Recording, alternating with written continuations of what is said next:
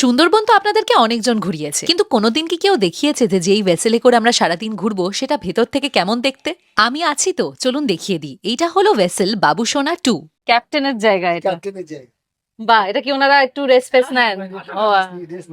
ও টিভিও আছে, বাহ, ফ্রিজ আছে। এখন আমি আছি ক্যাপ্টেনের জায়গায়। দাঁড়ান, রনিতকে ডাকি। রনিত, এইখানে।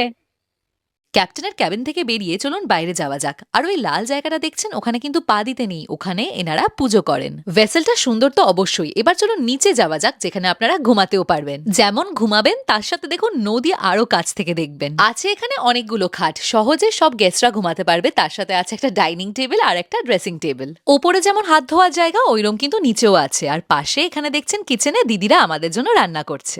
নিচে টয়লেটও আছে, যেটা হলো ওয়েস্টার্ন। আচ্ছা, ওপরেও টয়লেট আছে, ওটা কিন্তু ইন্ডিয়ান স্টাইল। আপনাদেরকে ভেসেলটাও ঘুরিয়ে দিলাম, সুন্দরবনের ফুল ব্লগও দিয়ে দিয়েছি। অবশ্যই গিয়ে দেখুন আর সব ডিটেলস পেয়ে যান। এখন যাই, বাই।